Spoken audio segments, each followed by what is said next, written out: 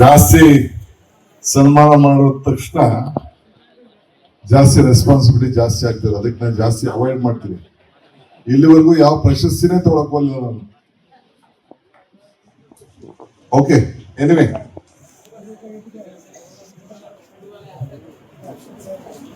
ಸ್ವಲ್ಪ ಲೈವ್ ಆಗ್ತಾ ಇರ್ತದೆ ಕೆಲವು ಟೈಮ್ ನಂದು. ದಯವಿಟ್ಟು ಇನ್ನೇ ನಿಂತ್ಕೊಳಕ್ ಹೋಗ್ಬೇಡಿ ಅಷ್ಟೇ.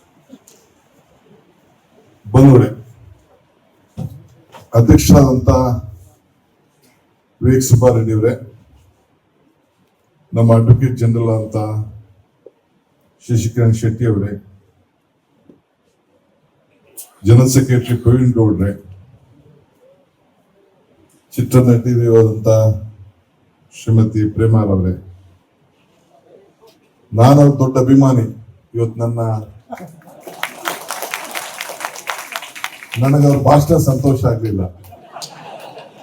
ಏನೋ ನಮ್ಮದಷ್ಟು ನಗಿಸ್ತಾರೆ ಅನ್ಕೊಂಡು ನಾನು ಇಲ್ಲಿಗೆ ಬಂದೆ. ನಗಿಸ್ಲೇ ಅವ್ರು ನನ್ನ ಕೃಷ್ಣೇಗೌಡರು. ನಾನು ಅವ್ರು ಪಾರ್ಲಿಮೆಂಟ್ ನಿಲ್ಲಿಸ್ಬೇಕು ಅಂತ ಏನೇನೋ ಮಾಡಿದೆ, ತಪ್ಪಿಸ್ಕೊಬಿಟ್ರು ಮೈಗೆ ಎಣ್ಣೆ ಹಾಕೊಂಡು.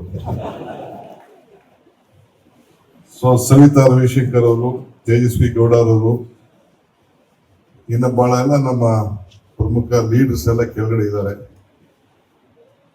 ಧನಂಜಯ ಇರ್ಬೋದು, ನಮ್ಮ ಮಾಜಿ ಅಡ್ವೊಕೇಟ್ ನಮ್ಮ ಕನ್ವೀನರ್ ಇರ್ಬೋದು, ಎಲ್ಲ ನಮ್ಮ ಜನರಲ್ ಸೆಕ್ರೆಟರಿ ಆಫೀಸ್ ಗರ್ಲ್ಸ್ ಬಹಳ ಜನ ಎಲ್ಲ ಇಲ್ಲಿದ್ದಾರೆ. ಎಲ್ಲರ ಹೆಸರು ಹೇಳಕ್ ಹೋದ್ರೆ ಬಹಳ ದೊಡ್ಡಾಗ್ತದೆ, ಕ್ಷಮಿಸ್ಬೇಕು. ಸೊ ಇವತ್ತು ತಡವಾಗಿ ಬಂದಿದ್ದೇನೆ, 1 ಗಂಟೆಗೆ, ಕ್ಷಮಿಸ್ಬೇಕು. ಏನ್ ಭಾಷಣ ಮಾಡ್ಬೇಕು ಅಂತ ಅರ್ಥ ಆಗ್ತಾ ಇಲ್ಲ.